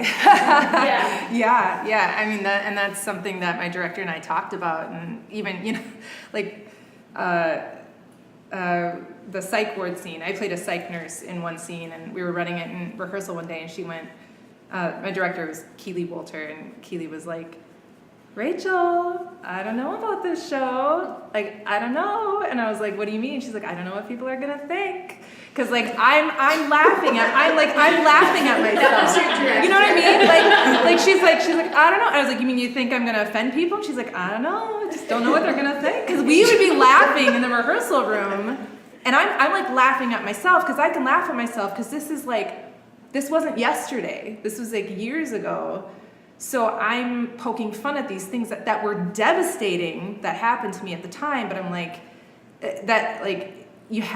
my feeling is like, I have to have levity in this because the subject matter is so heavy. If there's not levity, like, oh my gosh, like I wouldn't even want to sit through this. So, but yeah, I mean, she was talking about this, the Book of Revelations, like, the first time I was manic, I was in my hospital room and I was like, I'm going to read the Bible, which I don't read. I was raised Presbyterian, but I never really was like into reading the Bible, whatever. Grabbed the Bible, started reading it, and I was like, oh my gosh, like, that's it. I'm pregnant by Immaculate Conception. Yes, that totally makes sense. Oh, with septuplets. Yep, and they're like gonna come and save the world. They're gonna fix all the world's problems. Like, that is an actual thought that went through my mind. I was convinced it was true. And it's just like, whoa. But sure enough, everyone would laugh when I said it, because it's funny. It's like, quote, crazy, but it's funny. And I think, I don't know, for me, like I have to laugh at that stuff now. Like, some things that happened were really like my life fell apart. You know, that was not funny. I had to I couldn't afford my apartment. I had to move home, and I gained a bunch of weight because of the medications I was on. Like, it sucked. Mental illness sucks. But yeah, no, we thought people might feel that way. Like, oh, this is funny. I'd like to laugh. I don't know if I should. Is that okay? I'm glad that you did. Cause yeah, I think we have to laugh at it. And it's just all very human, and it's life. And so they did laugh. Which is absurd. They did laugh. And It's absurd. That's a really good word for it. It's absurd. Exactly. And I feel like absurdity is tragic and funny at the same time. There's a great actor, teacher named Chris Bays that maybe you saw the Servant of Two Masters at the Guthrie that he did. And when he's a clown. So when he talks about clown, he talks about how the ha-ha and the wah-wah ride together. And you can't have one without the other. And I think that's where that lives, that absurdity of I want to laugh and cry at the same time, and how beautifully exciting and human that is. And I think actually people do want to live there. I think we actually want that challenge in a story. I think we're constantly telling ourselves that we should come to the lowest denominator, and I just don't think we actually want that. I don't think anyone truly wants to live there. Well, sorry. I mean, maybe you do. The lowest common denominator? What do you mean? What do you mean, the lowest common denominator? That we want to water down stories for people because audiences don't want to be challenged. And I don't mean you want to poke audience. I just mean that I think that place is a beautiful place to put an audience where they're having a visceral reaction to something that is true. And I think that's a beautiful place to be. And so the reason that I asked if they laugh, I think that has a lot to do. And I didn't see the show. I'm sorry. That's okay. Sorry. I forgive you. I think it has a lot to do with you being comfortable enough with the material to be like, the audience doesn't have to worry about you. You know what I mean? Like if you get up on stage and tell a story and you yourself are still, you know, suffering from it, they're going to be so concerned about the performer, they're not going to be able to live outside and let the experience kind of wash over them and laugh and react and that sort of thing. So good job. Thank you. I guess. I had to really kind of, well, like I said, a lot of time had gone by since all this happened, so that was easy to distance myself from it. But also, as I was doing it, I was like in performance mode. So it's like, I'm telling my story, these things happen to me, but also I'm performing this now.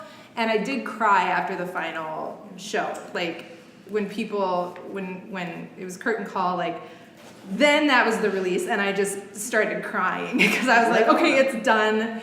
This was super emotional, but I had to keep it together to like do the performance of it. But no, I mean, people laughed at that part, but also I felt that maybe some people didn't who wanted to. It was a weird. The people who've read the Bible. Yeah, I was like, well, I'm not saying that people that read the Bible, like, I'm not saying that's crazy, but I'm saying what I was thinking was crazy. No, there's some crazy shit in that book.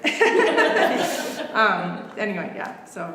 Yeah. It was interesting because I felt like there was laughing and then Yeah, and I felt that too, from like little giggles and then people kind of, it wasn't full out laughter. There was a definite like, should I don't know.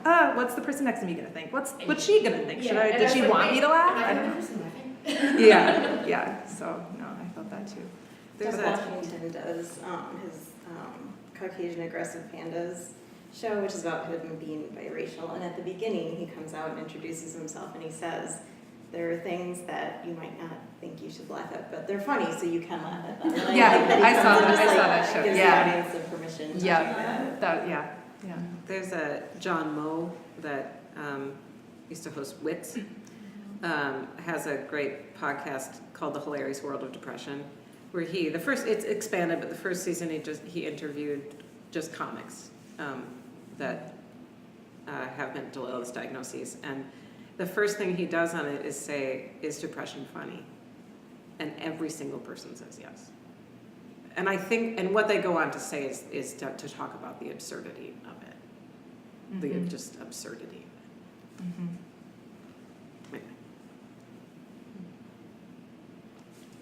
Anyway. Anybody else? Questions? Well, I'll dive into the next one while we're waiting for someone to think of one. I have a question. Yeah, so, go ahead. Is there anything that you would give to somebody who said, what is it like? What is it like to be going through what you're going through? Is there anything that you would say, this is a really great portrayal of this? Because again, with Fadeaway Girl, it was, to see what it is like not to be able to get out of bed. Like you can hear it's really hard to get out of bed, but like to see you can't get out of bed. That is it's a very substantial thing to see. And we've already talked about how there's not a lot of theater and performance that shows this. So is there anything that stands out to you that you're like, you should really check out this book or this movie, podcast or Emily, you had said,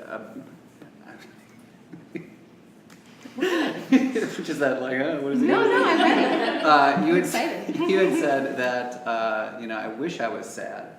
I wish I could feel something. People would say, it feels numb or empty, hollow, just like hollowed out. And I have such a difficult time with like what's the point of everything, like, and that's what Harold S. Kushner wrote about. He was talking about in that book. We're here, but the fate of our lives all ends the same way. One day we will die and be forgotten. Oh man! Oh, that's the worst. That's the worst. What's the point? I don't know if anyone's seen. So don't read that. Should not have read that. Should not have read that. I've been trying to go back and read it again, and I can't pick it up because I can't get past that fucking line. I don't know if you've seen Stranger Things at all. Mm-hmm. Mm-hmm. There's a place that one of the characters this character goes. I'm not going to do any spoilers. And it is like a very black place, and you just kind of hear this character walking on like water, and it's just emptiness. Does everyone know what I'm talking about? Okay, that is what I think of when I think of depression. It's just empty, dark, kind of wet, not welcoming or comforting, scary. Yeah, it's just there's monsters lurking.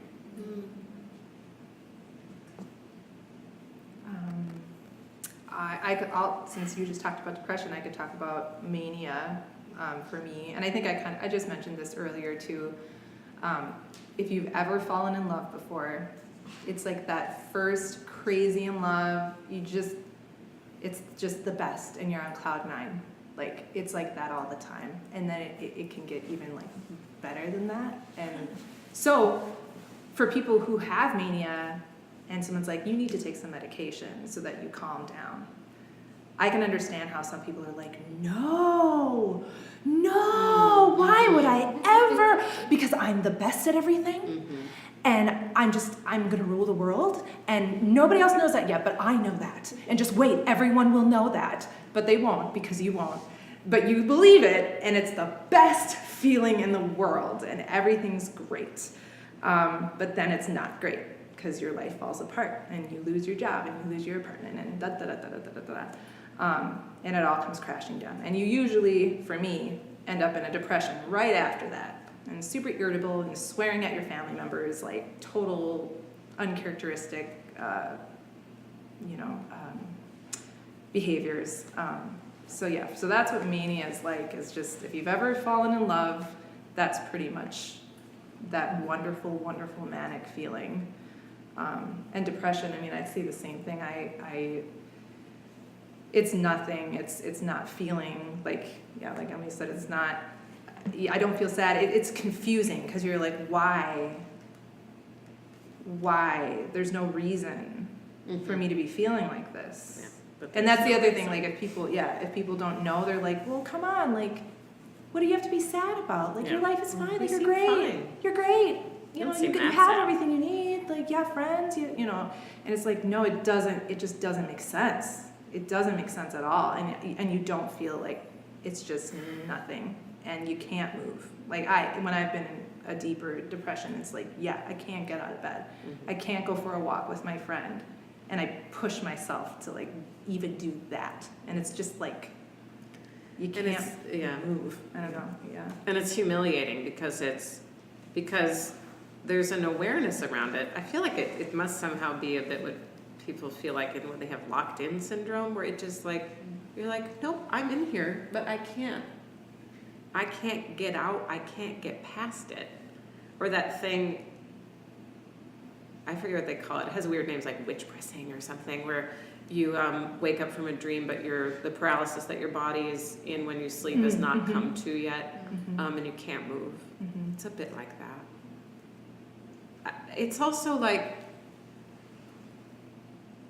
because I love things, and I love life, and I just love deeply things. I had a friend once tell me I was a celebrant, which I think is so beautiful. It was so humiliating. It's so humiliating and debilitating to be depressed, because it's not that I ever stopped. The idea to end my life never came from that I didn't love everything. It was that I didn't feel like I could be with it. Not even that I didn't deserve it, that I literally could not be with it anymore. I couldn't interact with it. And I think that's a strange thing about depression that if you haven't experienced it, maybe don't understand. That it's not sadness. It's not even depression. It's not even I'm depressed, right? It's like, You're a zombie. yeah, locked in. There is a monologuist named Mike Daisy, and he was the guy who went on This American Life, and he told this story about the agony and ecstasy of Steve Jobs, and turned out he fabricated some of it, and he caught hell for it, and they retracted the episode, and it was like the most downloaded episode of This American Life, and his follow-up to that show, I believe it was the Orient Express, something like that. He talked about the aftermath of the show and his dealing with depression, and he talked about attempting to kill himself and his suicide attempt. And what he shared was how after you try to kill yourself, that suicide is essentially, it's a door, right? It's a door into another room. And you can cover the door up, you can barricade it, you can put something in front of it, but you're always going to know that that door is there.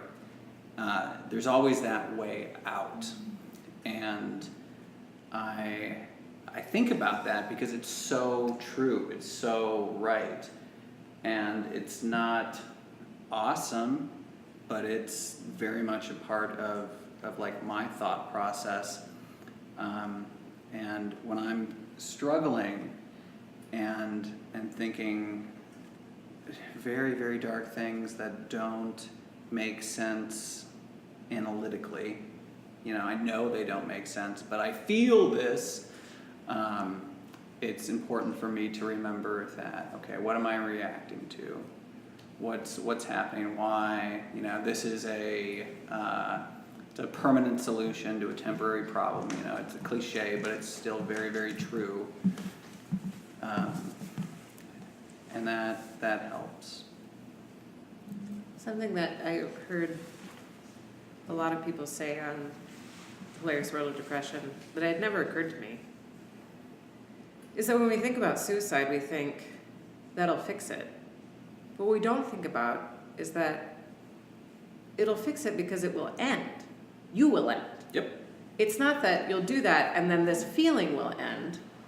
You will end. Mm-hmm. And I feel like that separation is weirdly not something that happens, again, no logic. Yeah. Well, right, because when you're in that place, you are ill. Like, Right. you're not, and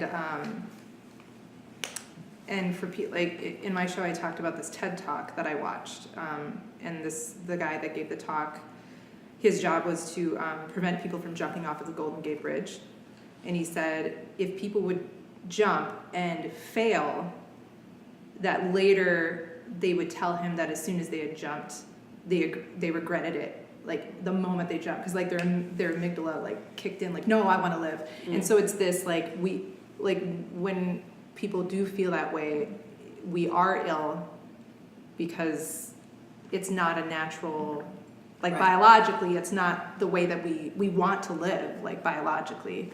I don't know if there's more to it than Yeah, that but it's not actually about life and death. It's about this feeling stopping. Mhm. Yeah. Which is kind of what makes suicide so sad, because if, you're feeling this way right now, In that one moment. right now, Yeah, but what about 10 minutes from now? right. Yeah. We're getting low on time, so I just want to do an official wrap up, and then we can be done. And if people want to chat and meander out, it'll be good. But it's a 3-part question. It's a little bit disjointed, but it's intended to try to end on somewhat of a positive note. So I'm wondering. Good job. If you could we try.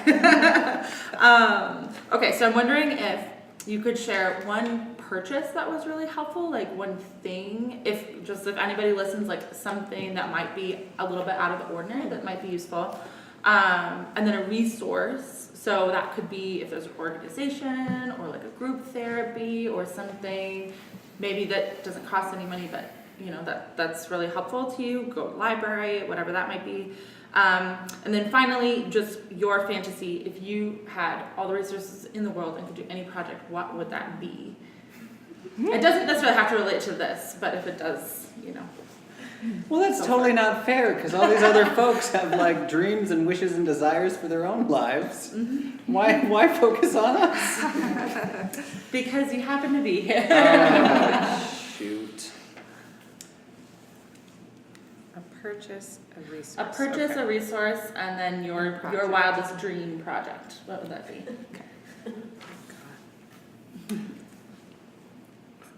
Okay, so for myself, as far as purchases, going back to what I said about being selfish and taking care of yourself, find little things that bring you joy.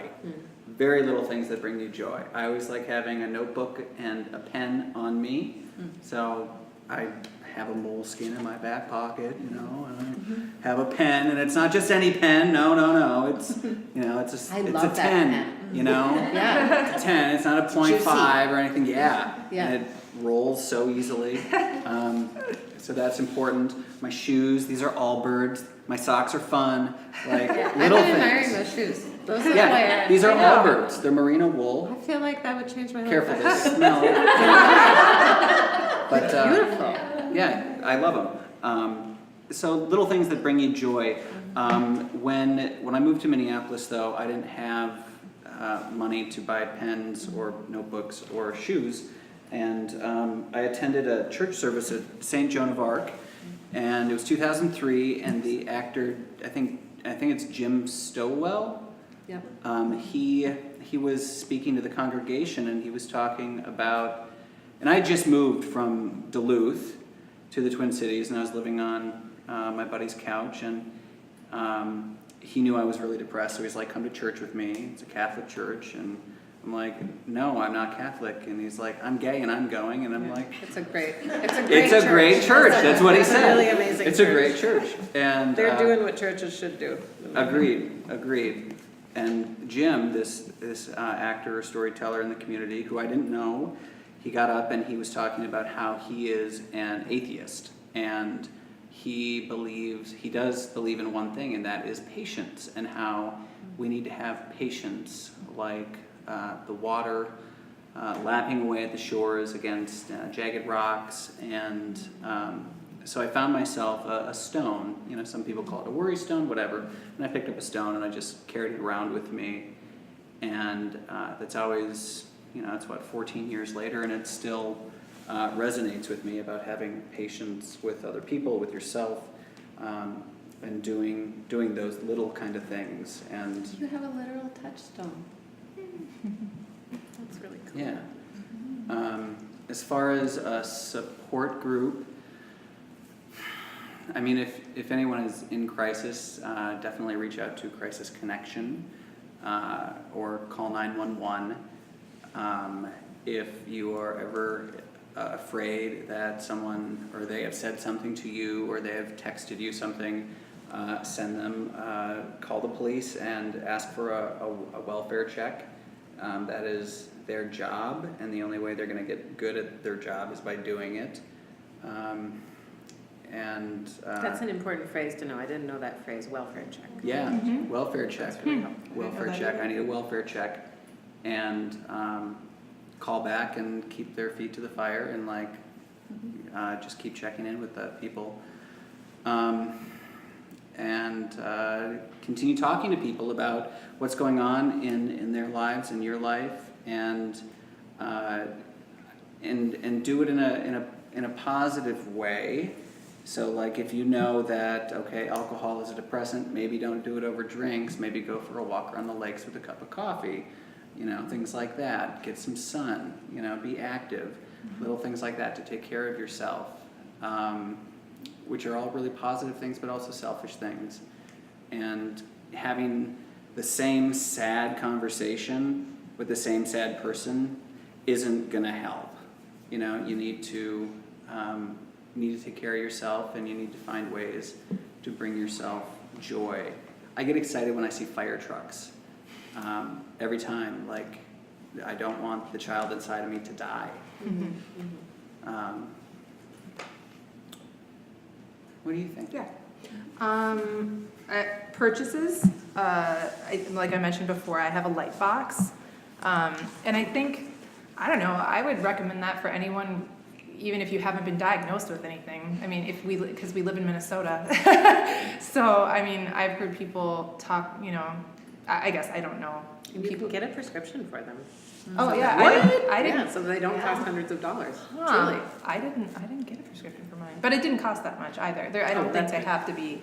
But yes. But yeah. I didn't know that, so that's good to know. But yeah, and like my doctor, and you know everybody's different, but he told me, he's like, yep, just 15 minutes in the morning, like right when you wake up. He's like, if you do it later in the day, it messes with you. So yeah, so during like, I think it's like October to April or something like that. That's the window. So just 15 minutes in the morning. My cat loves it too, so she and I chill in front of the light box before I get out of bed. My cat actually blocks it, which is not She blocks me from it. I was like, you make a better door than a window, Abby. Like, she loves it so much. I'm like, I'm not getting any of this benefit. You're taking it all from me. But yeah, so I'd say light box for purchase. Sorry, what was the second part? Resource. Oh, resource. Yeah. For me, having a support network in place. So knowing like the family members and friends that I can reach out to if I'm having a hard time. Just having that in place when you're in a good place, so that when you're in a not so great place, then you know who you can go to. Also, like, I mean, I know we were talking about social media earlier. Like, honestly, like sometimes when I've been really low, I've just made up, and you were talking about like we're trying to make it look like we have these perfect lives, right? And man, can that depress, I know it can depress everyone, because everyone's just posting the best pictures where they look their prettiest and they just got the job and and it's like, that's not real. I mean, yes, it's real, congrats, but also you felt like crap yesterday and you didn't post that picture of you crying in your pillow, right? So I've just like sometimes made a post on Facebook like, something really, I need some help, guys. And like, you would be amazed. It's just like, even just like 50 people right away, like, like, what do you need? Sometimes someone has just called me up and they're like, what's going on? I just saw your post. Like, so in that way, I kind of hate social media sometimes, but I love it for that, because it's actually helped me when I needed someone like that. And I maybe couldn't even think like to go to my support network of my close inner circle. I just needed that instantaneous like support. So that. But that takes courage too. Well, to right. be vulnerable. Yeah, to be like, And that's not I always feel like easy when crap, you're guys. feeling like. Right, exactly. Which I wish more people would talk about real things, meaning all the emotions we feel, all the things we go through. And I do see some of it. Yep. Most of it's the really, really good stuff, but I would love to see people use social media for that, for all the real things that we go through, so that we can be like, oh, that's right. We're all human. We all experience all of those things. It's not, anyway, that's a whole other conversation. But, and then the last thing, as far as like a project goes, I mean, I'm still coming down off the high from my show. It was one of those things where it was something I'd been thinking about for a long time. We did it. I was really happy at the first stab at telling the story and the feedback that I got, and just how it moved people and connected people, because that was the whole point. Like, that was just, I wanted to get people talking, and that's exactly what it did. So I would love to remount it, and I would love it for it to be this like even bigger production and have more people see it. And I would just like to do it again and What's the revisit name of it? It's called Fade Away Girl. Fade away, girl. Oh, someone said that, sorry. No, it's okay. And I will, my plan is to remount it. My plan is to revisit it and figure that out. So I don't know when or where that's going to happen, but right now that's on my mind as a thing that I want to see happen, because I think there's more life in it. So, yeah.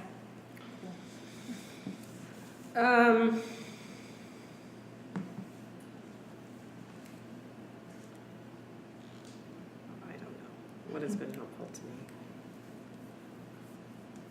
I don't know about a purchase. I feel like I try a lot of things, and it's some are helpful for times and some are.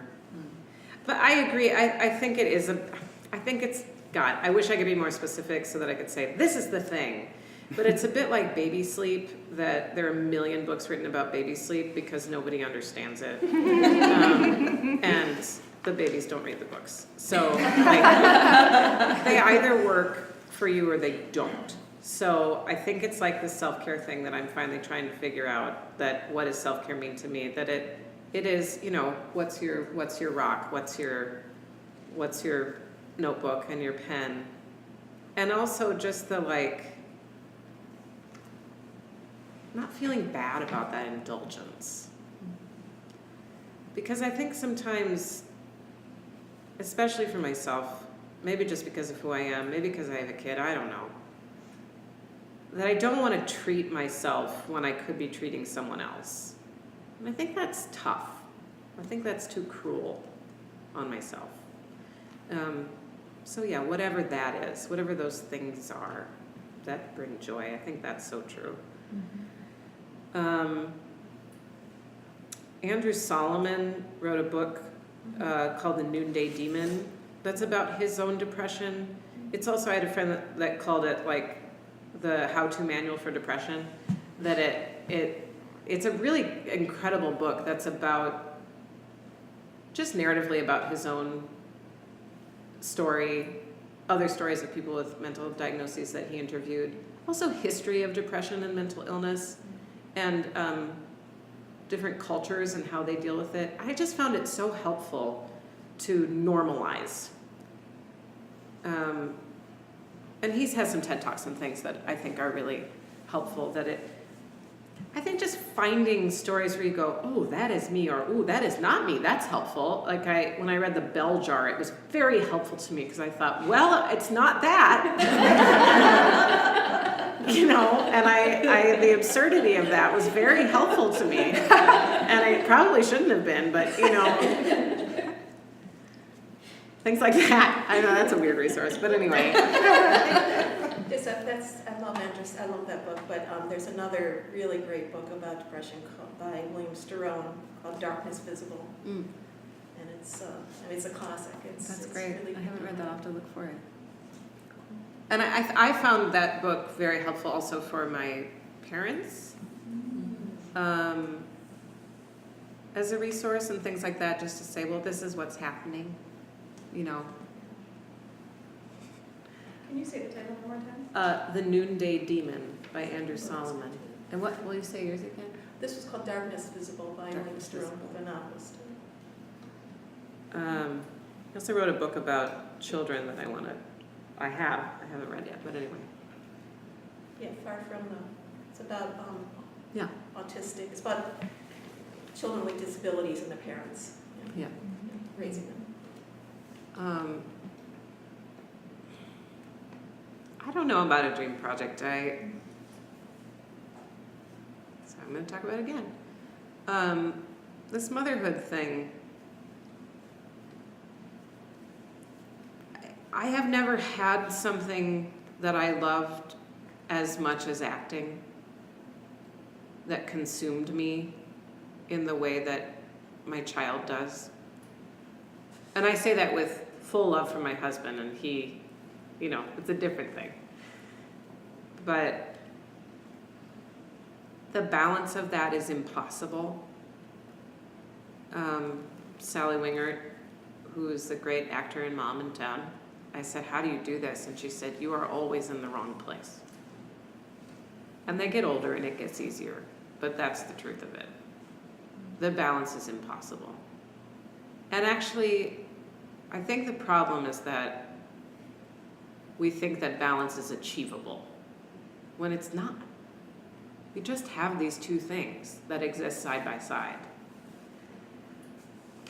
So for me, right now I feel like my dream project is for my house to be clean, which feels impossible, to shower every day, to have healthy food in our house that we all eat together, and still be able to do my work. You know, I don't know that that's totally achievable right now, but that's okay. And so maybe the dream of that is just to forgive myself more in all of the places. I think we all do the best we can from day to day. Yeah. Like, I have my list of like ways I take care of myself. Do I do that all the time? No. Sometimes my light box doesn't get turned on in the morning because I just don't do it. And it's like, that's stupid. It's right there. Why didn't you do that? So yeah, I think we all, it's a daily thing. Well, thank you all so much again. It's after 9, so we'll close it up officially.